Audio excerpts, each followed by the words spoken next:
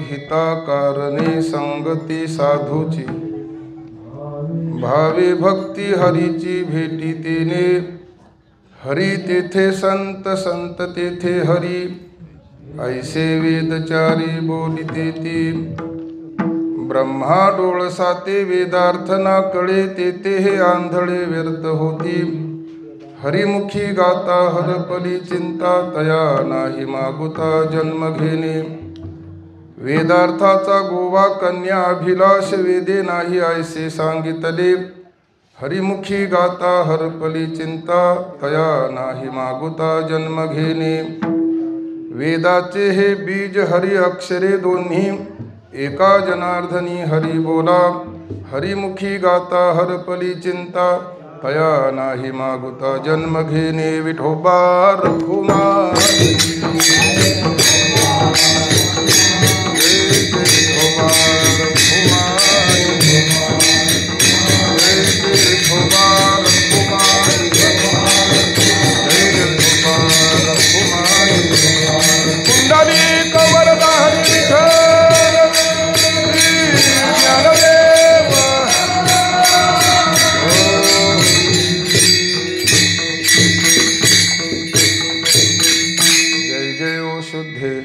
उदारी प्रसिद्धे अनवरत आनंदे वर्षते पांडुरंगा करू प्रथम नमन दुसरे चरण संतांचिया त्यांचे कृपादाने कथेचा विस्तारू बाबाजी सद्गुरु दास तुका त्यापैकी शांतीब्रह्म एकनाथ महाराजांच्या जवळजवळ हरिपाठामध्ये एकूण 25 अभंग आहेत आणि हा अभंग 10वा अभंग आहे. महाराजांचं असं म्हणणं आहे ज्याला स्वहित हवा असं वाटत असेल किंवा व्हावं असं वाटतं असेल त्यांनी साधूंची संगती करावी. ती कशी करावी? भावे भक्ती हरीची भेटी तेने. जर यथार्थ संगत घडली शुद्ध भाव अंतकरणात असेल तर यथार्थ भक्ती असेल तर आपल्याला हरीची भेट होते. पुढे त्याने असं वर्णन केलं आहे हरी आणि संत हे 2 आहेत का एक आहेत? उपाधीकडून मापले तर हे भिन्न आहेत आणि स्वरूपाकडून मापले तर एकच आहेत. ज्याची उपाधी माया त्याला हरी म्हटलं आहे, ज्याची उपाधी दया त्यांना संत म्हटलं आहे आणि स्वरूपाकडून जर मापलं तर एकमेवा अद्वितीयम ब्रह्म म्हणून हरी तेथे संत संत तेथे हरी. असं कोण सांगतं? कोणी बुवा सांगत नाही. बुवाचं तुम्ही ऐका ना ऐका तो भाग वेगळा आहे. ऐसे वेदचारी बोलतात. एकूण पोट प्रकार 4 सांगितले. ज्ञानोबारायांनी रेड्याच्या मुखातून जो वेद बोलला त्याला 1 नंबरचा वेद म्हटलं. ज्ञानदेव म्हणे बोले रे ऋग्वेद. ऋग्वेद आहे, यजुर्वेद आहे, सामवेद आहे, अथर्ववेद आहे. ऐसे वेदचारी बोलतात. आता तो वेद जो आहे तो नाथ महाराज म्हणतात ब्रह्मा डोळसाते वेदार्थ ना कळे. डोळस बुद्धीनं ब्रह्मदेवाचं वर्णन करताना नाथ महाराज म्हणतात त्याला वेदार्थ कळला नाही. मग तेथे हे आंधळे, आता आंधळे त्यांनी कुणाला म्हटले मला काही माहिती नाही. तेथे हे आंधळे व्यर्थ होती. वेदार्थाचा गोवा, गोवा म्हणजे गुह्य, कन्या अभिलाष वेदे नाही ऐसे सांगितले. वरलं प्रमाण जमेला धरलो तर वेदाचं असं मनोगत नाही परस्त्रीचा अभिलाष धरणं असं. असं का म्हटलं असं ते आपण पुढं भागवताच्या मनोगताप्रमाणे चिंतन करायचं. नाही सांगितलं असं वेदामध्ये. मग वेदाचं बीज तरी काय आहे? वेदाचे हे बीज हरि अक्षरे दोन्ही एका जनार्दनी हरि बोला. म्हणून हरि बोलाविषयी नाथ महाराजांचा एक हरिपटामध्ये अभंग आहे. हरि बोला देता हरि बोला घेता हसता खेळता हरि बोला. कारण ते वेदाचं बीज आहे. एकांती लोकांती देहत्यागा अंती भांडता कांडता उठता बैसता हरि बोला. एकंदर त्या अभंगाचा थोडक्यात भाव आहे. याचा आपण जर सरासरी चिंतन बघितलं तर भागवतकारांचं काही मनोगत आहे. आज मी नेहमी सांगतो माझ्या सेवेमधून वेद हा पुरुष प्रधान नसून तो अपौरुषय आहे. वेद हा संस्कृत असून तो क्लिष्ट आहे. म्हणून आज मृत्यूलोकामध्ये कलियुगामध्ये वेदाच्या 2 प्रस्थानत्रयी आहेत. एक संस्कृत प्रस्थानत्रयी आणि एक मराठी प्रस्थानत्रयी. उपनिषदे ब्रह्मसूत्रे भगवद्गीता ही संस्कृत प्रस्थानत्रयी आहे. ज्ञानेश्वरी गाथा आणि भागवत ही मराठी प्रस्थानत्रय, ह्या दोन्ही प्रस्थानत्रया सांगायचं कलियुगामधले व्यासपीठ जर कोणतं असेल तर कीर्तन आणि प्रवचन. मग त्यात तुमची करमणूक, गंमत जम्मत, बोवाचं ते म्हणजे हावभाव ह्यात बसत नाही. ते भक्ती ज्ञानाविरहित इतरा गोष्टी न कराव्या असं नाथांनी त्या काळामध्ये एक अभंग लिहिला आहे. स्वअनुभवे वैराग्याच्या युक्ती विवराव्या, जेणेकरुणी हृदयी मूर्ती ठसावी श्रीहरीची, ऐशी कीर्तन मर्यादाया संतांच्या घरची. त्या मर्यादेचं उल्लंघन कधीही वक्त्यानं करू नये. कोण करत असतील तो त्यांचा भाग आहे. आपण अभंगाकडे वळायचं आहे. म्हणून नाथ महाराजांचं भागवतामध्ये असं एक वर्णन आलेलं आहे. भागवत हा भगवान कृष्णाने उद्धवाला सांगितला, शांतीब्रह्म एकनाथ महाराजांनी तुम्हा आम्हाला सांगितला, आणि अजून शुकाचार्यांनी परीक्षितीला सांगितला. अर्जुनाचा नातू अभिमन्यूचा मुलगा, पहिल्या अध्यायामध्ये चरित्र आहे. तो राजकुमार होता. तो शिकारीसाठी गेला होता. दूर अरण्यात गेला. त्याला तहान लागली. त्याला पाणी कुठे भेटेना म्हणून एका ऋषींच्या आश्रमामध्ये गेला. ते ऋषी ध्यानस्थ बसले होते. मी राजकुमार आहे, हे ऋषी मला पाणी का देत नाहीत म्हणून त्यांची थट्टा केली. म्हणून कुणाची थट्टा करू नका. मेलेला सर्प उचलला, ऋषींच्या गळ्यात अडकला, आणि ते परीक्षिती निघून जायला ऋषींचा मुलगा आला. आल्याबरोबर त्यांनी पहिला शाप दिला, माझ्या वडिलांच्या गळ्यामध्ये सर्प अडकणारा 7 दिवसामध्ये सर्पदंशानं मृत्यू पावू दे. परीक्षितीला बातमी कळली. त्या ऋषींनाही वाईट वाटलं, मुलग्यानं शाप दिला, कारण तो एक राजा होता, धर्मानं जगणारा होता, त्याची कुळी पाठीमागली पांडवांची होती. हे सगळं जर आपण बघितलं तर शाप हा कधीही खोटा होत नाही. म्हणून कुठंतरी एक टेका असतो, त्याला श्रीगुरु असं म्हटलं जातं. परीक्षिती आपल्या शुकाचार्यांना गुरुना शरण गेले. गुरुजी असं असं घडलेलं आहे. ते म्हटले, तुका म्हणे ब्रह्म लिखा, न चुके ब्रह्मादिका. शाप खोटा होणार नाही, पण असं मरायचं नाही म्हटले त्यांनी. मी काय करतो, तुला भागवत तत्व सांगतो.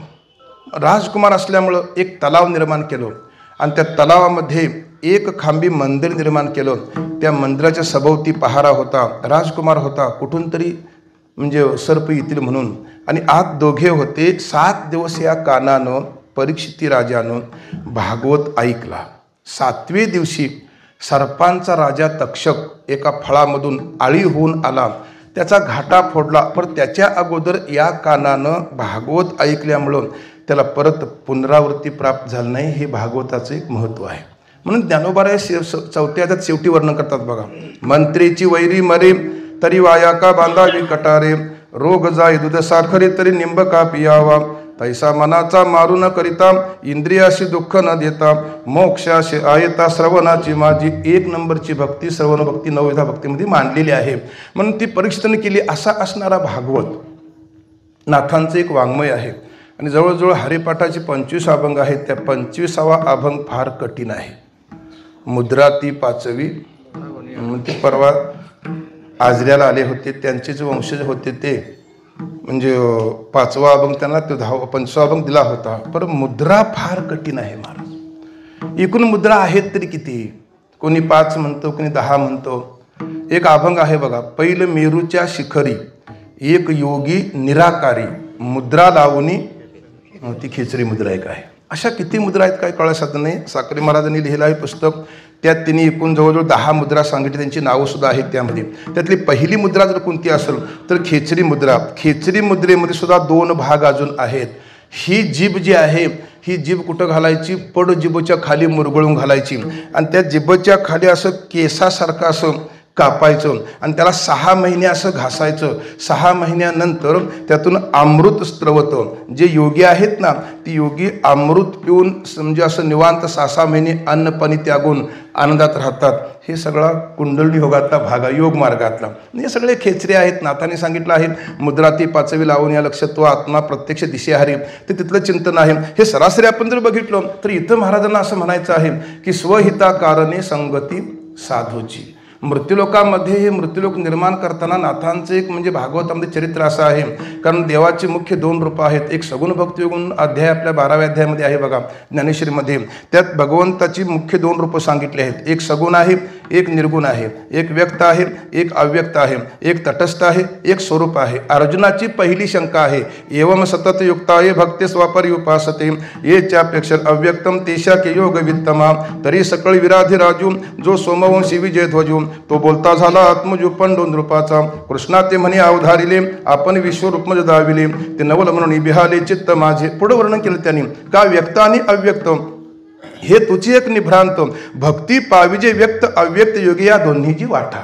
व्यक्त आणि एक अव्यक्त आहे. व्यक्त म्हणजे सगुण साकार आहे, अव्यक्त म्हणजे तो निर्गुण आहे. अजून त्यात प्रकार सांगायचे झाले तर आमचे साखरे मला सांगतात 3 आहेत, सगुण साकार, सगुण निराकार, निर्गुण निराकार असे ते प्रकार पडतात. आपण सरासरी चिंतनात बघितलं तर 2 रूपं आहेत. मग निर्गुण ब्रह्म त्याला माया ही उपाधी, तो ईश्वर झाला आणि ईश्वर झाल्याबरोबर त्याला एकट्याला कर्मण एकले न कंठेची मनोनी आहे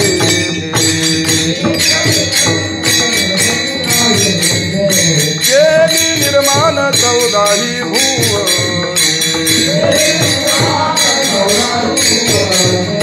गगन चंद्र सूर्य मेघ तारांग पाचही महाभूते भौतिके भिन्ने हो ऐसा लाघविया माया सूत्रधारी ऐसा लाघविया माया सूत्रधारी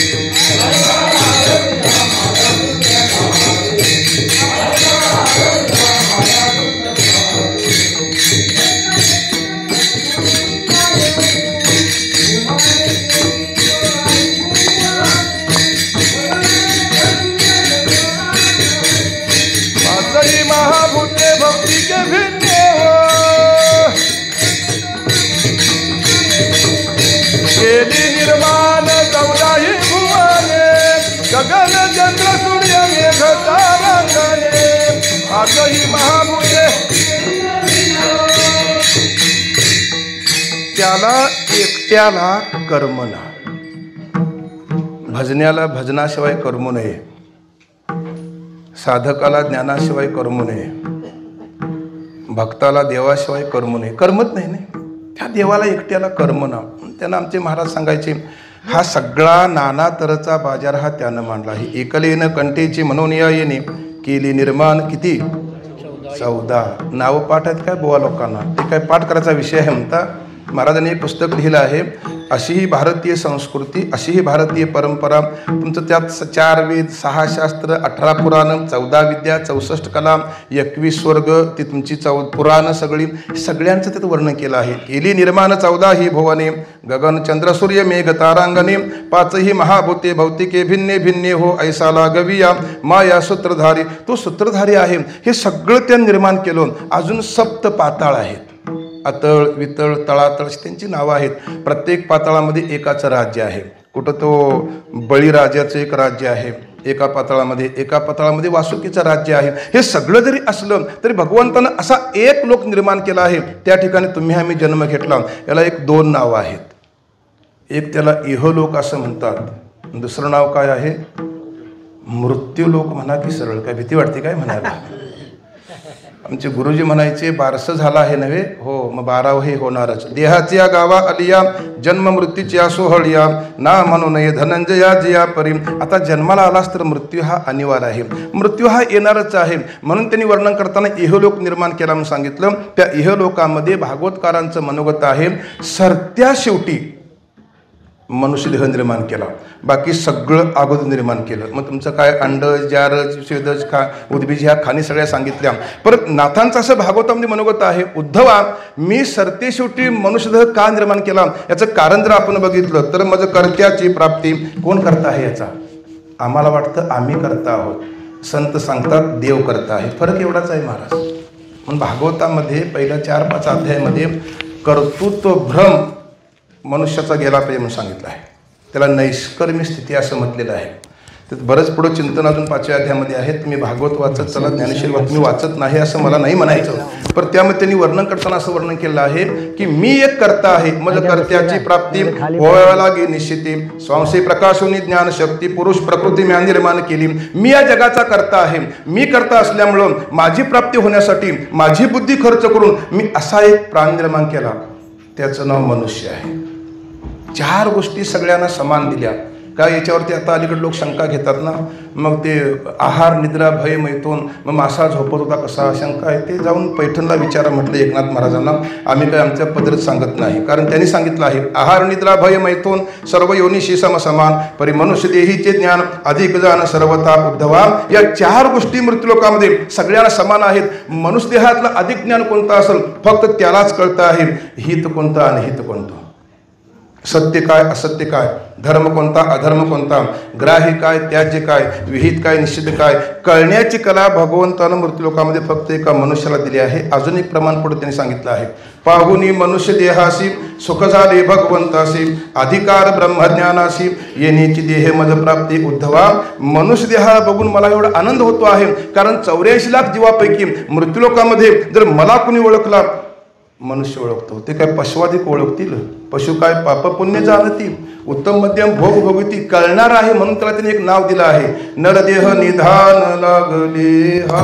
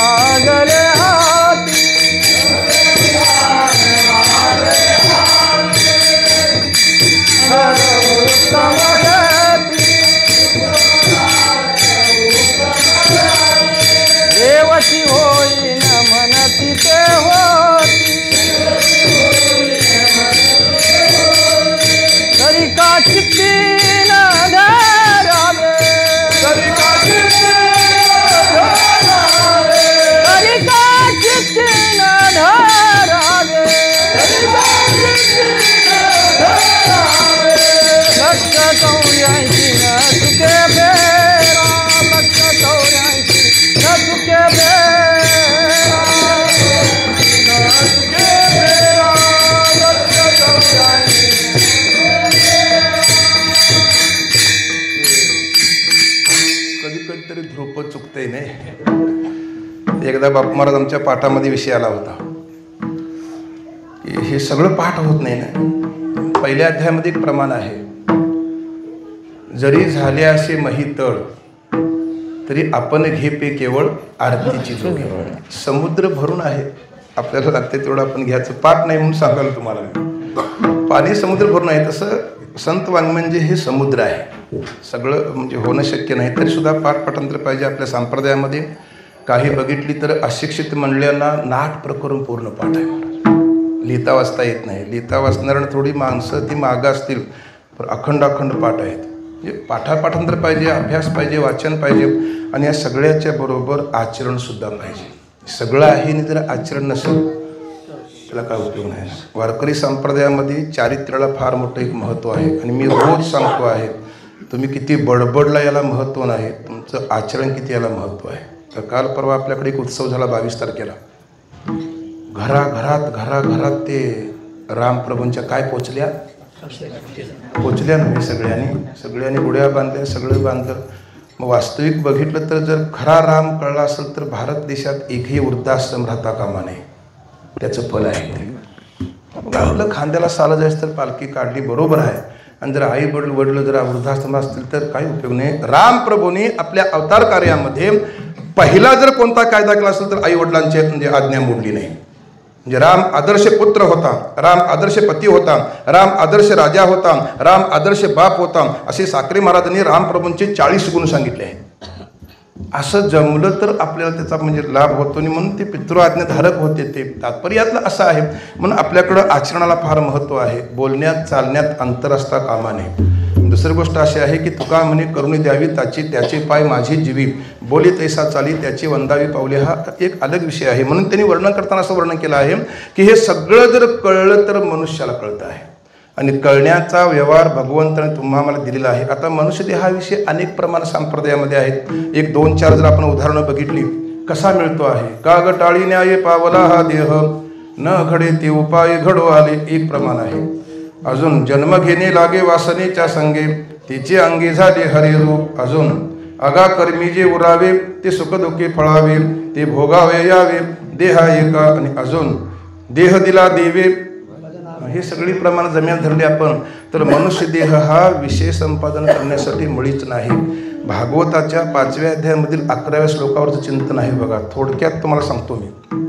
त्यातलं पहिलं प्रमाण आहे वेदेन करिता प्रेरणा, सहज विषयावरी वासना, सकळ स्वभावे जाना, सदा जाण सर्वासी. नाथ महाराज म्हणतात जर वेदानं तुम्हाला काही मार्गदर्शन नाही केलं असतं तर मनुष्याची सहज वासना देवावर आहे, भजनावर आहे का विषयावर आहे?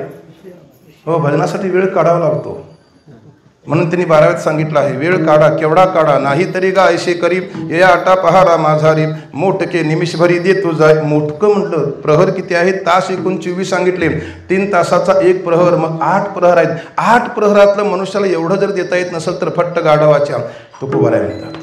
फार संत वाईट बोलले, तिकडं आपण वळायचं नाही. म्हणून महाराजांचं असं म्हणणं आहे फक्त कळतं हित आणि अनहित मनुष्याला. म्हणून गाथ्यामध्ये काही व्याख्या केल्या आहेत. आता सहज माणसं बोलतात तो तो तो मनुष्य पापी आहे बघा. कशावरून पुरावा काय सांगा? सहज माणसं बोलतात काय त्या मनुष्य संगत करून बघा तो लई पापी. कशावरून ठरलं तुम्ही पाप सांगा ना महाराज? महाराज स्पष्ट म्हणतात पाप त्याचे नाव न विचारे नीती, भलतेची उन्मत करी सदा, त्याला पाप म्हणतात. तुकोबारा म्हणतात ते उन्मतपन्न मनुष्य भलत्याप्रमाणे काहीही करतो आहे त्याचं नाव पाप आहे. पापामध्ये शास्त्रकारांनी अनेक प्रकार सांगितले आहेत. उपपाप आहे, कायिक पाप आहे, वाचिक पाप आहे, ही उपपाप आहेत. महापापामध्ये पहिलं प्रमाण कोणतं असेल पापाचं तर सुरापान, ब्रह्महत्या, परस्तारागमन, गुरुपत्नीकडे वाकडं न बघणं आणि चौघांची संगत करणं. किती झाली ती? हे पाप. माणसं पाप मापतात का पुण्य मापतात? काय अनुभव आहे? बोळाईकर गुरुजी आमचे सांगायचे पाण्याचा प्रवाह आहे, म्हैशी सोडल्या पाण्याबरोबर गेल्या, घोडा सोडला वाकडा वाकडा गेला, कुत्रा सोडला वाकडा वाकडा गेला आणि मासा सोडला प्रवाहाबरोबर गेला. सोडून बघा तुम्ही. आमच्या डोंगरात धबधबा आहे, धबधब्यातनं मासा उलटा येतो आहे. असं प्रवाहातनं कधी वाहत जायचं नाही महाराज. सगळीच महाराज लबाड बोलतात, मग आम्ही कसं करायचं? आपण खरं बोलायचं. माशासारखं राहायला पाहिजे ना महाराज. आपलं तसं नाही होत. सगळ्यांच्यावर रामकृष्ण हरी असं होतं. म्हणून त्यात तात्पर्य एवढंच आहे. आपण सरासरी चिंतन बघितलं तर गाथ्यामध्ये काही व्याख्या केलेल्या आहेत. त्याला त्यांनी पाप म्हटलं आहे. अतिशय सूक्ष्म पाप आहे. जसं आपण म्हणतो पुण्याची गणना कोण करी, तशी पापाचीही गणना होते ना. महाभारतामध्ये अनेक ठिकाणी त्याचे पुरावा आहेत. म्हणून पाप त्याला म्हटलं आहे. तसं हित कशाला म्हणायचं? हित ते करावे देवाचे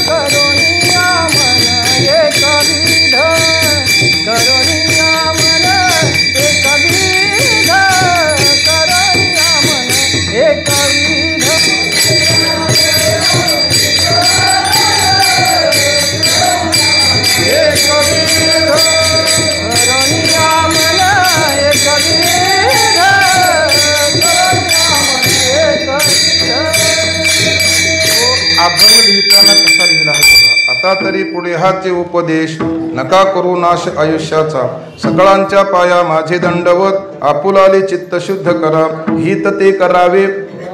कोणाचे चिंतन ते तुकोबाराने सांगितलेलं आहे. संसाराचे नवा जो करून होत नाही त्याचं नाव संसार आहे, जो करून होतो त्याला परमार्थ म्हटलं. याच्याबरोबर आम्ही उलटं लावतो. आम्ही म्हणतो करून होतो तो संसार आणि करून होत नाही तो परमार्थ. प्रयत्नावरती परमार्थ आहे, अदृष्टावरती संसार आहे. काही जरी केलं तरी तुकोबाऱ्या सांगतात अन्न धन मान हे तो प्रारब्ध अधीन, जेथे जावे तेथे तू माझा सांगा ते म्हणशीला कपाळ सरीशी म्हटलं. कपाळ नशीब अदृष्ट प्रारब्ध, आम्ही कुठं जरी गेलो त्यात बदल होत नाही. प्रारब्धे जोडी धन प्रारब्धे वाढे मान म्हणून दोन गोष्टी आहेत. त्यामध्ये तात्पर्यातलं असं आपण जर बघितलं त्याला त्यांनी देवाचं चिंतन करणं यात आपलं हित आहे म्हटलं. पण कसं व्हायला पाहिजे, करोनिया मन एकविध हे अवघड आहे. काही काही मंडळी आपल्याला गरजेवाटं प्रमाण घेतात. नलगती सायास तुकोबाऱ्या सांगतात सायास काही करू नका, वनात जाऊ नका, सुखे येतो घरात. याच्या पुढचं प्रमाण म्हणा बघूया. ठाईच बैसोनी करा एक चित्त हे अवघड आहे. म्हणून ज्ञानोबा यांच्या 5 ग्रंथापैकी 2 ग्रंथ 3 भागामध्ये आहेत. एक ज्ञानेश्वरी आणि एक हरिपाठ. हरिपाठाचे एकूण अभंग 27 आहेत. 9 अभंग झालं की मध्ये भजन घातलं, परत 9 अभंग झालं की मध्ये भजन घातलं. याचं कारण जर काय असेल तर 3 भाग सांगितले, कर्म उपासना ज्ञान. असोनी संसारी जिव्हे वेगो करी कर्म सांगितलं, हरिबुद्धी जपे तो नर दुर्लभ उपासना सांगितली, रिकाम अर्धगडी राहू नको ज्ञान सांगितलं. अशी ज्ञानेश्वरी आहे. श्रुतीची ही कोडी स्वानी कांडत्रे निरूपणी. श्रुती म्हणजे वेद आहे. आणि जर खरी माऊली तुमची आमचे कोण असेल तर अहितापासून काढीती हित देवनी वाढविती नाही गा श्रुती परवती माऊली जगा. म्हणून 3 कांडामध्ये तो वेद आहे. कर्मकांड, उपासना कांड, ज्ञानकांड. त्याला तुझा ते क्रम आहे. पहिला आहे ते कर्मकांड आहे, दुसरा आहे ते उपासना कांड आहे आणि तिसरा आहे ते ज्ञानकांड आहे. त्यापैकी त्यांनी वर्णन करताना असं वर्णन केलं आहे, करोनिया मन एकविध. याचा अर्थच आहे ते मन एकाग्र झालं पाहिजे, त्यासाठी उपासना सांगितली. उपवास वेगळा, उपासना वेगळी. कशाला उपासना म्हणायची? तू मन हे मीच करी माझे भजनी प्रेम धरे सर्वत्र नमस्कारी मध्ये का. ते मनाची एकाग्र अवस्था व्हायला पाहिजे आणि देवाचे चिंतन व्हायला पाहिजे. त्याला उपासना म्हटली. पर ते मन द्विधा अवस्थेमध्ये आहे, ते कधीही एकरूप होत नाही. त्याचं नाव मन आहे. त्याच्याविषयी भरपूर चिंतन सांगितलं आहे. मन एव मनुष्याना कारण बंध मोक्षये किंवा चंचलही मन कृष्ण प्रमादी बलव दृढ तस्याह मन्यो निग्रीवा युरे वसु दुष्करम. पर याच्यावर देवानं सांगितलं आहे, अर्जुना जरी ते मन असं असलं तर या मनाचे एक निके जे गोडीची आठा या सोके अनुभवची कौतुक सुखे दावीत जायची. चंचल मन असलं, द्विधा मन असलं तरी देव सांगतात अर्जुना त्या मनाला एक तुम्ही सवय लावाल, ते मन ते लगेच उचलतं. बुवा कीर्तनावरून चालला, जाताना एक चोरी केली. उद्या बरोबर ते मन त्यावेळी जागा करतं, चल ना चोरीची वेळ झाली. तुम्ही आज बरोबर 6ला प्रवचनला आलात, उद्या 5 वाजता मन सांगतं चल ना रे प्रवचनची वेळ झाली. कोणीकडे त्या मनाला घालवायचं आपल्याकडे स्वातंत्र्य आहे. म्हणून तिचे वर्णन करताना वर्णन केलं आहे महाराजांनी. आता कोठे धावे मन तुमचे चरण दे केलिया भाग गेला शेन गेला केवढा झाला. अवघा शब्द घातला आहे, तेवढ्या वाटत नव्हे. ते अवघा म्हणजे आमचे महाराज सांगायचे अवघा म्हणजे संपूर्ण. जो आनंद प्राप्त झाल्यानंतर परत आनंद प्राप्त करून घ्यावा अशी इच्छा निर्माण होत नाही, त्याचं नाव अवघा झाला. आनंद हे एकाग्रमध्ये होत आहे. म्हणून त्यांनी वर्णन केलं हित ते करावे देवाचे चिंतन करोनिया मन एकविध. म्हणून त्याचं वर्णन केलं त्यांनी. असं सांगता आहेत की जर तुम्हाला तुमचं हित व्हायचं असेल तर मार्गदर्शक म्हणून कोण आहेत? संत आहेत. परमार्थ कधीही मनानं होत नाही. एक ज्ञानोबाऱ्यांचं अर्ध प्रमाण आहे, गुरु कृपेविन शास्त्र हाती नसले. गुरूंची कृपा झाल्याशिवाय शास्त्र आपल्याला हाती येणार नाही. 9व्या अध्यायामध्ये 1, 2, 3 उदाहरण दिले आहेत. त्यातलं एक उदाहरण तुम्हाला मी कसं आहे सांगतो. रात्री 12 वाजता कोळी मासं पकडायसाठी समुद्राच्या काठावर गेला होता. त्या दिवशी पौर्णिमा होती आणि फुल्ल चांदणं होतं. ते चंद्र कुठं पडला होता? समुद्रामध्ये. तो म्हटला रोजच मासं पकडतो आहे, आज काय पकडायचं? चंद्र आहे कुठं? अहो पाण्यात आहे ना. टाकलं जाळं, जाळं पाण्यात बुडल्यावर त्या जाळ्यात त्याला काय दिसला? चंद्र. तो म्हटला आता याला हळूहळू ओढायचं. जाळं हलवलं, चंद्र हलायला लागला. सापडला असं वाटलं. झट दिशी जाळं ओढलं खडकावर, बिंब कुठं राहिलं? जे जाळ जळी पांगले थडी काढणे झाडिले बिंबके उरे हा दौशो जाऊने हातात व माझे साचो कारण पार्था न संपडेगा सर्वथा जे वितृषी करून. सापडला असं वाटलं होतं. तसं परमार्थ तुम्ही आम्ही करत असताना आम्हाला देव कळला असं वाटतं, पण तो मनानं कळणार नाही. मनोमार्गे गेला तो तेथेची मुकला हरिपाठी स्थिरावला तोची धन्य. म्हणून त्यांनी दुसरं वर्णन केलं आहे, संतांचे संगती मनोमार्ग गती अकळावा श्रीपती येणे पंथी. मग आता संत आहेत का नाहीत? ते जवळजी मळूंचं चरित्र वाचायला पाहिजे नाही.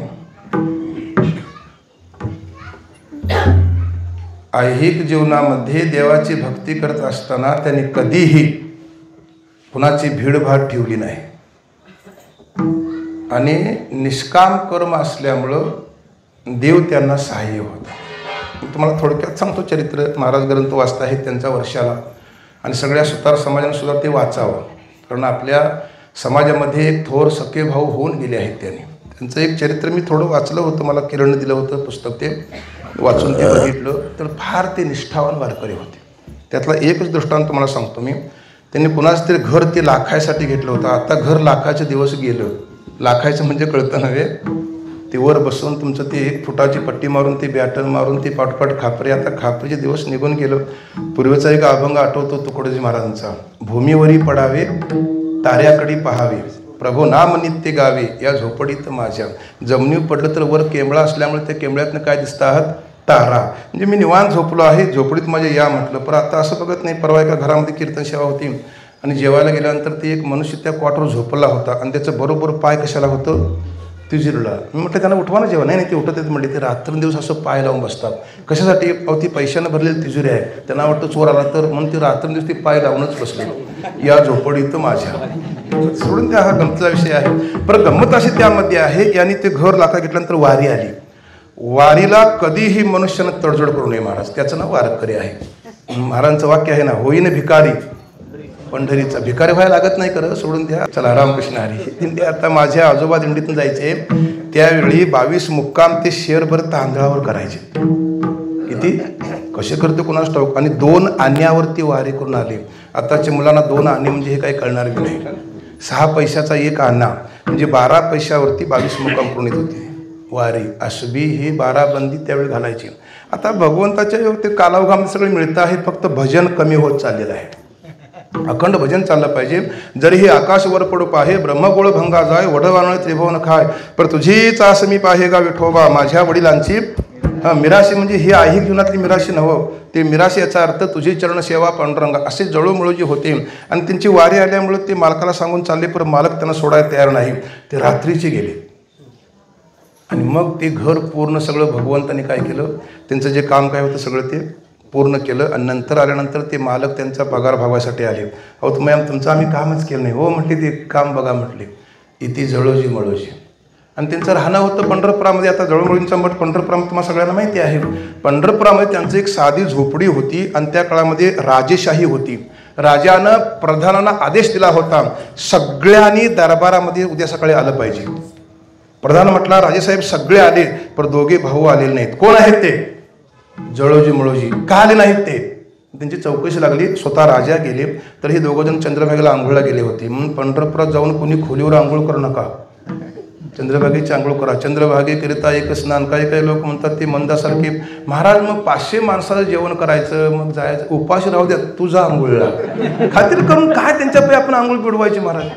चंद्रभागेकरिता एक स्नान. हे 2 आंघोळ गेले होते आणि तो पण राजानं बघितलं ते सपरी.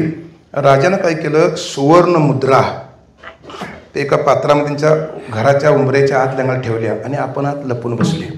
हे 2 भाऊ आले. धाकला भाऊ म्हणतो, दादा आपल्या घरात कोणतरी घाण केली आहे. कशाला बघून,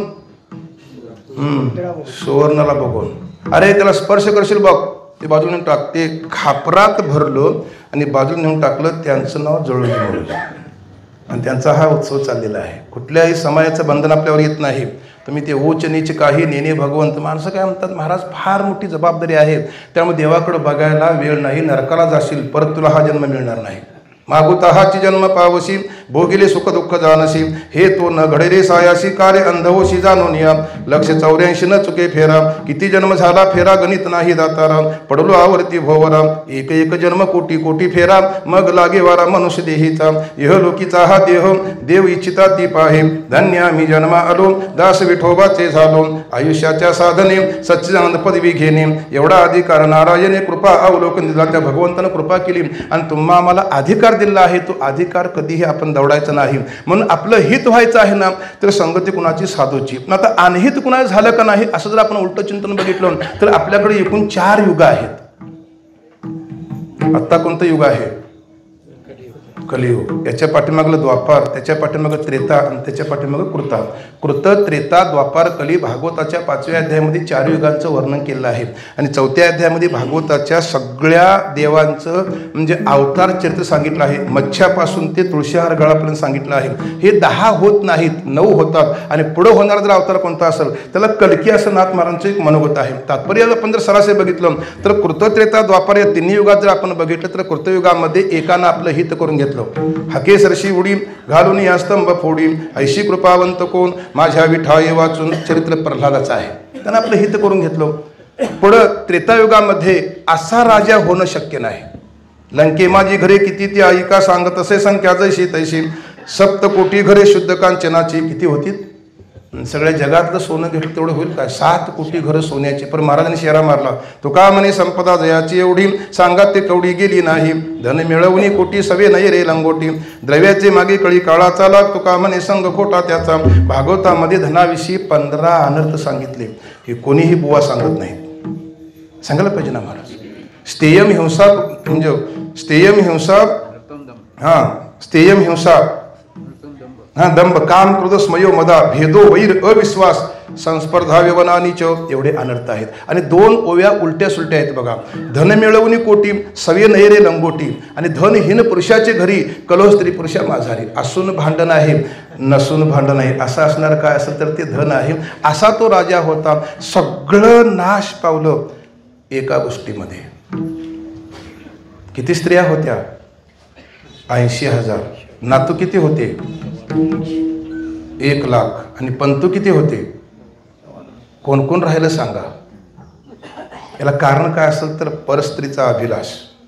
म्हणून वारकरी संप्रदायामध्ये त्या भागवतात असं वर्णन केलेलं आहे, भलती स्त्री भलता नर, मैथुनी होई वर्ण संकर, करिता वधूवरा पाणी ग्रहण, साक्षी देवदीज होताशन, नाचरामी नाचरामी नाचरामी. त्या श्लोकावर चिंतन काढून बघा. फक्त जगातल्या भारतीय संस्कृतीमध्ये एक संस्था आहे, विवाह संस्था. आणि त्या विवाह संस्थेमध्ये ते पूज्य जे ब्राह्मण असतात ना, त्या समोरच्या व्यक्तीला म्हणजे त्या पतीला सांगतात, ही समोर आहे ना, ही तुझी पत्नी आहे. ही सोडून जगातल्या माय बहिणी मानणं, याला भारतीय संस्कृती म्हटलं. हा विवाह बंधनाचा एक कायदा आहे. आणि मग तुकोबारे त्याला अनुसरण म्हणतात. पराविया नारी माऊली समान, हे गेले ने मुनी ठाईचे, जाय हो तो माय न करी सायास, आम्ही विष्णुदास तैसे नव्हे. एक अभंग आहे बघा. साधकाची दशा, दशा म्हणजे अवस्था, कसावी असावी बघा. उपाधी कोणती? अंतर उपाधी वेगळी, बाह्य उपाधी वेगळी. भागवतामध्ये शब्द आहेत, लोकेशना, वित्तेशना, दारेशना असं शब्द आहेत. म्हणजे ही बाह्य उपाधी आहे. अंतर उपाधी कोणती असेल तर काम, क्रोध, लोभ हे सगळं सांगितलं. ही कोणती उपाधी असता कामा नये. भोजन करावेत अपरिमित नव्हे, परिमित म्हटलं. आणि मग पुढे सांगितलं, एकांती लोकांती स्त्रियासी भाषण,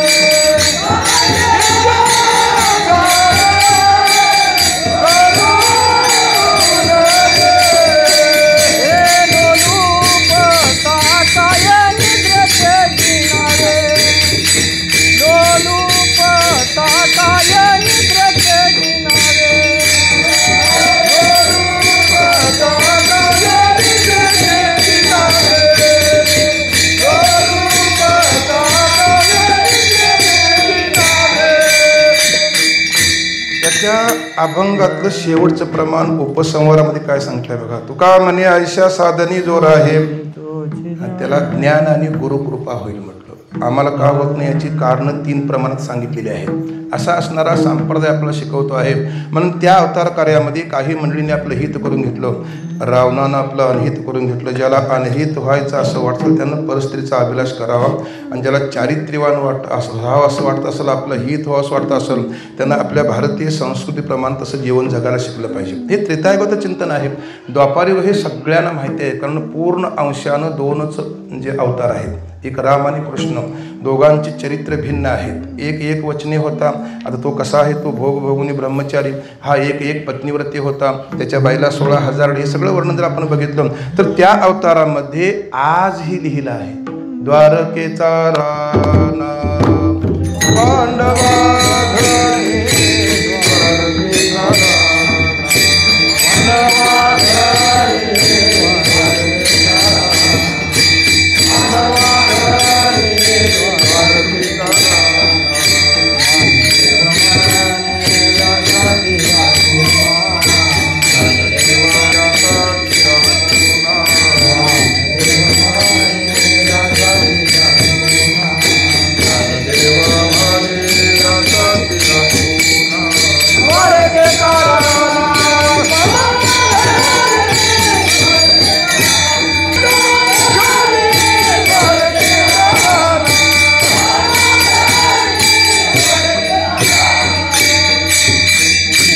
भविष्यामध्ये कुणाला शंका नको. द्वारकेचा राणा पुन्हा घरी, बुवाच्या घरी असं म्हटलं असतं नाही, त्यांनी शब्द जपून वापरला, पांडवा घरी. याचं कारण तर काय असेल तर प्रतिकूल वातावरणामध्ये भगवंताला सोडलं नाही, त्यांचं नाव पांडव आहे. अनुकूलात कोणीही परमार्थ करतील महाराज. तुम्ही सगळं चरित्र काढून पांडवांचं बघा. पहाते पांडव अखंड वनवासी, परित्या हरीशी आठविती किंवा परित्या हरीशी नवी संबिती. मग काय काय प्रतिकूल?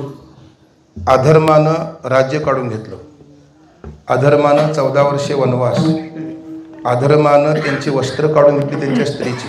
अजून काय काय? अधर्मानं त्यांना लाक्षागृहात म्हणजे कापराच्या घरात घातलं, बाहेरून आग लावून दिला. एवढं सगळं केल्यावर आत्ताचे वारकरी वारी करतील नव्हे. महाराज 10 वर्षी पायीवरला चालतोय, काय मेळ नाही कशात, बंद केला आता म्हणते. त्यांनी एवढं होऊन सुद्धा म्हणून द्वारकेचा राणा. पांडवांचं वैभव आहे ना, त्यात भरपूर तुम्ही महाभारत वाचावं, काहीतरी आपल्या गप्पा गोष्टी केल्यापेक्षा हे वाचायचं. धर्म आहे ना, धर्माप्रमाणे धर्म नावाप्रमाणे होता. कौरवांचा सेनापती द्रोणाचार्य युद्धामध्ये कुणालाही तो ऐकणं. देवाने एक योजना काढली, त्याचा मुलगा अश्वत्थामा चिरंजीव होता, तर अश्वत्थामा मेला म्हणून बातमी उठवायची म्हणले.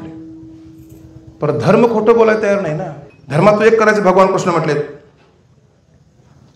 नाही, म्हटले त्याने. तो अश्वत्थामा मेला म्हण म्हटले, नाही मी खोटं बोलणार नाही. धर्मा युद्धात पराभव, मेलो तरी चालेल, खोटं बोलणार नाही म्हटले. मग त्यात देवाने एक योजना काढली. एका हत्तीचं नाव होतं अश्वत्थामा. आणि ज्यावेळी आम्ही दंगा करणार, अश्वत्थामा मेला त्यावेळी द्रोणाचार्य तुम्हाला धर्मा विचारा येणार, त्यावेळी आपण सांगायचं नरोवा कुंजो, तुझ्यावर काही उदित नाही म्हटले. आणि आम्ही काय ठरवलं होतं, कृष्ण म्हटले की सगळ्या पांडवांना सांगितलं होतं कुंजोरो हा शब्द त्याला ऐकू जाता कामा नाही. कुणाला? द्रोणाचार्याला. मग यानं ते ढोल वाजवलं केलं, अश्वत्थामा मेला. मग ते कान लावून ऐकायला द्रोणाचार्य, असं कसं होईल हो, अश्वत्थामा चिरंजीव आहे ना. नाही म्हटले, धर्माला विचारा, धर्मा हे खरं आहे का? तोपर्यंत भगवान कृष्णाने हे सगळं ढोल हे सगळं नेऊन त्या ठिकाणी, धर्मा बोल काय ते खरं. ते म्हटले नरोवा कुंजोरो शब्द ऐकू जाऊ दिला नाही. ते ढोल वाजवलं, ते नरोवा जर धर्म खरं म्हणतो आहे त्या अर्थी नरोवा म्हणजे नर म्हणजे मनुष्याने. अश्वत्थामा गेला, ते खाली बसले, लगेच त्याचं शिर उडवलं. हा पुढचा भाग आहे. हे सगळं भगवान कृष्णाने लिहिलेलं होतं, पण धर्म कधीही खोटं बोला नाही. हे म्हणून त्या पांडवांनी आपलं अनहित करून घेतलं. तुम्ही पडोत चरित्र काढून बघा, भगवंताने शिष्टाई केली होती, त्या दुर्योधनानं ऐकलं नाही. शेवटी युद्ध घडलं आणि त्यांचं जे 12वं होतं ते 12वं अर्जुनाकडून करून घेतलं. एकही शिल्लक राहिला नाही.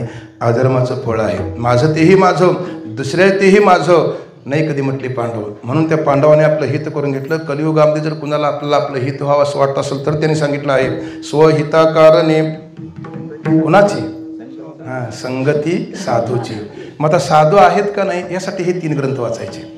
ज्ञानेश्वरी, गाथा आणि भागवत. भागवतामध्ये जवळजवळ एक अखंड अध्याय लिहिलेला आहे फक्त आणि फक्त साधूंची लक्षणं. आणि काल परवा एक त्या हामीदवाड्यामध्ये होतो, तुमचे ते माळीम साहेब आले होते, ते CS कुलकर्णी म्हणून एक विद्वान व्यक्ती तुमच्या भागात होऊन गेली आहे इकडल्या, ज्याने बाळूमामांचं चरित्र पहिल्यांदा लिहिलं, त्यांची पुण्यतिथी होती. आणि माझ्या जीवनामध्ये त्यांचं एकच प्रवचन ऐकायचा मला योग आला, आणि ती प्रवचनाला ओवी निवडली होती 13व्या अध्यायामधल्या 7व्या श्लोकावरची. अमानित्वम अदंभित्वम अहिंसा क्षांती अर्जवम आचार्योपासनम शौचम स्थैर्यमात्मविनिग्रह तरी कोणीही विषयीचे साम्य होणे न रुचे संभावितपणाचे ओझे जया अतिलेची गुणवानिता मान्यपणे मानिता योग्यतेचे येता रूप अंगात. पुढं वर्णन केलं.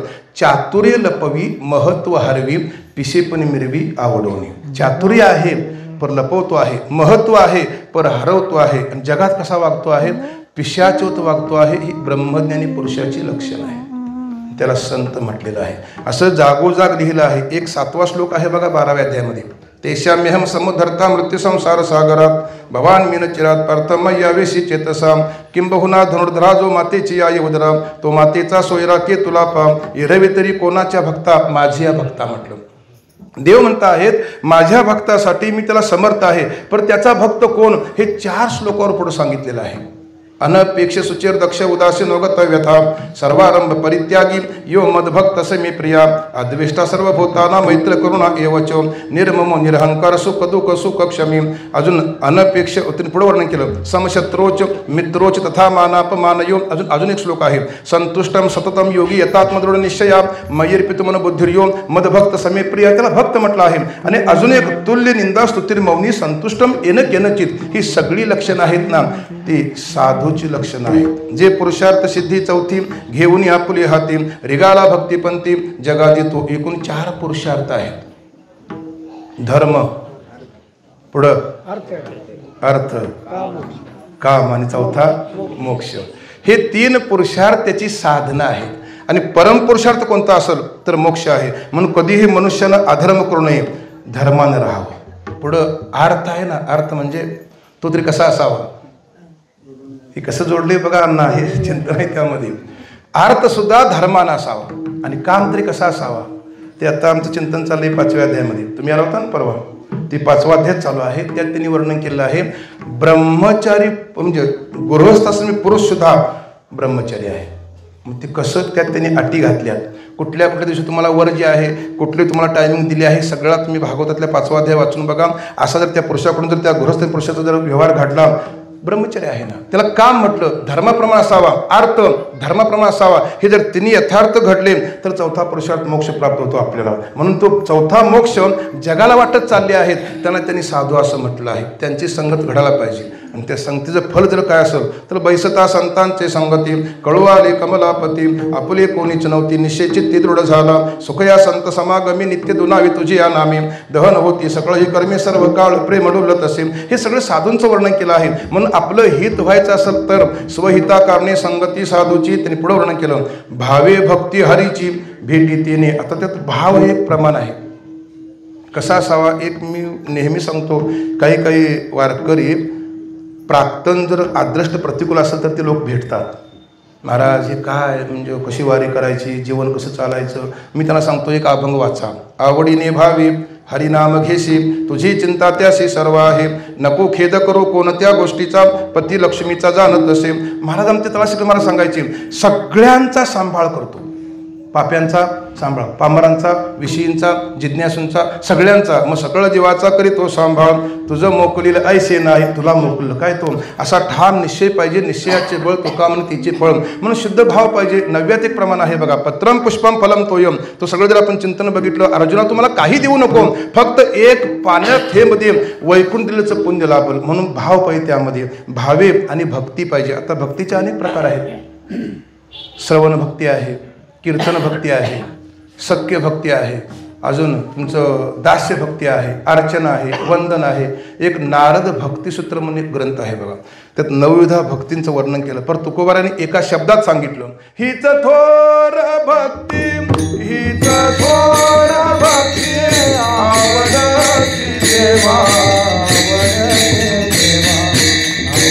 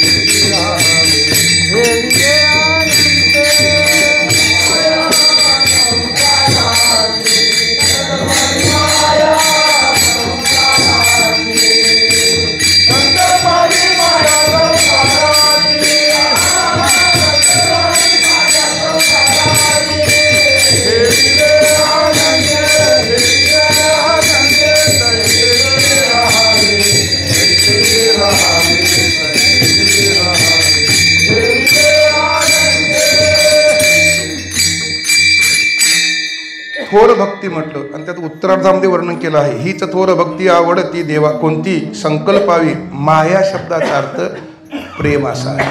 म्हणजे महाराज सांगायचे सगळ्यांच्यावर प्रेम काढून देवावर घालणं याला थोर भक्ती असं म्हटलं आहे. म्हणून त्यांनी म्हटलं आहे की भावे भक्ती हरीची भेटी तेने. हे सगळं जमलं तर त्या देवाची भेट होती. त्यांनी पुढं वर्णन केलं आहे. आता देव आणि भक्त दोन आहेत का एक आहे. हरी तैसे हरीचे दास नाही भय मोह चिंता आस होऊन राहते उदास बळकट कास भक्तीची धन्य पुण्य रूप कैसा झाला संसार देव आणि भक्त तुझा नाही विचार. अजून वर्णन केलं आहे. आत्मज्ञानी चोखडी संत हे माझी रूपडी दृष्टी पडो आवडी कामिनी जैशी. हे सगळं जर आपण चिंतन बघितलं तर उपाधीनं भिन्न आहेत स्वरूपाने एक आहे. त्याचं चिंतन जर आपण बघितलं तर देवभक्तामध्ये वास्तव अभेद आहे का कल्पित भेद आहे. वास्तव अभेद नाही कल्पित भेद आहेत. एवढं चिंतन आहे ना एवढं कळलं तरी बस आहे. त्यात प्रश्न निर्माण होतो महाराज देव आणि भक्त एक म्हटले तर गीता सांगितली कुणाला हा प्रश्न निर्माण होतो. मग तुम्ही म्हणणार एक सांगणारा कोण देव आणि ऐकणारा भक्त. दोन झाले. दोन म्हटलं की संपला विषय. शास्त्र गेलं खड्ड्यात. कारण दोन सत्ता असू शकत नाही. एकमेवा अद्वितीय ब्रह्म. मग दोघांच्यात शास्त्र वर्णन करतं कल्पित भेद मानल्याशिवाय भक्तीतला आनंद लुटता येत नाही. म्हणून उलट सुलट अभंग आहे. दावी मज रूप नको ब्रह्मज्ञान आणि ब्रह्मरस घेई काढा. भक्ती ते कठीण भक्तिपंत बहु जन्म नाही रे आणि घेईन मी जन्म. हे कळायला पाहिजे ना. देव देऊळ परिवारू कोरुणी की जे डोंगरू तैसा भक्तीचा व्यवहार का न व्हावा असं ज्ञानोबारांचं एक प्रमाण आहे. म्हणून त्यांनी म्हटलं आहे हरी ते संत संत ते हरी. कोण बोलतं आहे असं एक ज्ञानेश्वरीमध्ये प्रमाण आहे. व्यासांचा मागोवा घेतो भाष्यकारा ते वाट बसतो. सगळं वाङ्मय हे व्यासांच्यापासून आलेलं आहे आणि त्यामध्ये हे तिन्ही ग्रंथ हे व्यासलिखित वेदाच्या आधारावरती आहेत. चारही म्हटले त्यांनी पण चार हे पोट प्रकार आहेत आणि त्यातला मुख्य जर कोणता असेल तर तो वेदच आहे. वेदाचे पोट प्रकार पडले. अजून पुढे ते चिंतन सांगायचं झालं तर पंचमी वेद ही गाथा मांडलेली आहे. वेदाचा तो अर्थ आम्हाशीच ठावा वेद आम्हावरी रसून या गेला असं चिंतन वर्णन केलं. जिथं हरी तिथं संत हे वर्णन कोणी सांगितलं आहे. म्हणून वारकरी संप्रदायामध्ये प्रमाण जर काय असेल तर वेद आहे. श्री गुरु साखरे महाराजांचं महिन्याला एक प्रकाशन होतं मासिकाचं आणि त्या मासिकात त्यांची पहिली ओळ आहे आम्ही जे यात छापणार आहोत वेदानुमोदित संत पुरस्कृत. त्याला वेदाची मान्यता असणार आणि त्यांनी संतांना त्याला पुरस्कृत केलं असणार. हे वरपंगाचं त्यामध्ये काही चालत नाही. म्हणून वारकरी संप्रदाय जगाच्या पाठीवर तो वेदाच्या आधारावर चालतो आहे आणि वेदाचे एक मनोगत आहे. दुजे जवजव घडे तव तव संसार भय जोडे हे आपले तोंडे बोलती वेद. ज्ञानोबारांचे एक प्रमाण आहे. वेद आधारे वर्तावे विश्व हे मोहरे लावावे अलौकिक नोहावे लोकाप्रती पायी काटा नेहटे जीव व्यथा उमटे तैसा पोळे संकटे पुढीलांचेने. हे संतांच्या विषयी त्यांनी वर्णन केलं आहे. म्हणून त्यांचं असं म्हणणं आहे हरी ते संत संत ते हरी ऐसे वेदचारी बोलता ती ब्रह्मा डोळसाते वेदार्थ ना कळे ते हे आंधळे व्यर्थ होती. वेदार्थाचा गोवा कन्या अभिलाष वेदे नाही ऐसे सांगितले. वेदाची ही बीज हरी अक्षरी दोन्ही एका जनार्दनी हरी बोला हरिमुखी गाता हरपली चिंता तया नाही मागुता जन्म घेणे. थोडं भजन करूया उरल्या वेळेमध्ये पूर्ण करूया. कोण म्हणतं बघा